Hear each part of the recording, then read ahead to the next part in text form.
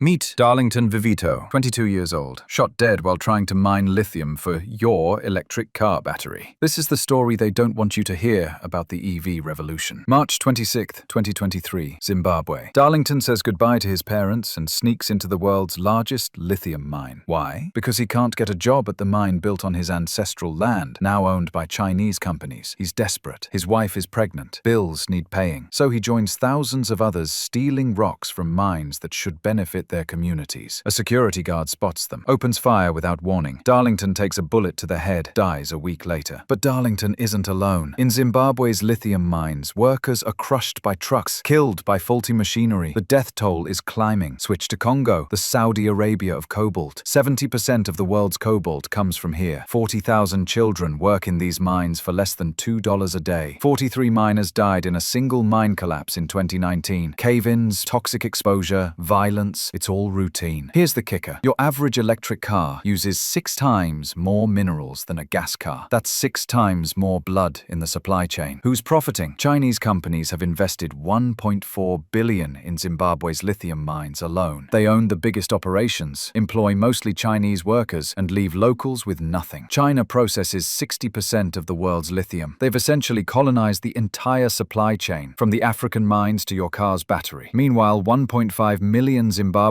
resort to illegal mining because formal jobs go to imported workers. It's economic apartheid in the 21st century. The environmental cost? Catastrophic. Lithium mining uses 500,000 gallons of water per ton of lithium extracted. In already drought-stricken regions, toxic chemicals leak into drinking water. In one incident, Zimbabwe's largest lithium mine spilled unknown chemicals into a dam that supplies hundreds of families. The air is thick with dust. Respiratory diseases skyrocket. Children develop asthma at twice the national average near lithium sites. Tesla, Apple, BMW, they all market themselves as clean and sustainable, but their supply chains run on human suffering. A 2019 lawsuit named tech giants for knowingly using cobalt mined by children. The response? Most companies just tried to go DRC-free instead of fixing the problem. Here's the brutal irony. Africa contributes less than 3% of global emissions, but bears 100% of this mining cost. They're paying twice for a climate crisis they didn't cause. Let's talk numbers, because they're staggering. Zimbabwe made $209 million from lithium in 9 months of 2023, but economists estimate they lost $12 billion from 1980 to 2012 through resource exploitation. The DRC supplies 70% of the world's cobalt, but remains one of the poorest countries on Earth. Chinese companies controlled 75% of lithium-ion battery production, while African miners earn $2 per day. Every electric car battery requires minerals that could fund an entire family for years. It doesn't have to be this way. Some companies are investing in fair mining practices, proper safety equipment, and community development. Battery recycling is scaling up. We could reduce mining demand by 70% with proper recycling programs. But real change requires us, the consumers, to demand accountability from the companies we buy from. Darlington Vivito died for lithium that probably ended up in someone's Tesla. His death wasn't an accident. It was the inevitable result of a system that values profits over people. The next time you plug in your electric car, remember, behind every green technology is a human cost we're not talking about. Are you willing to pay the real price for a clean conscience? Subscribe if you want more uncomfortable truths about our tech-driven future.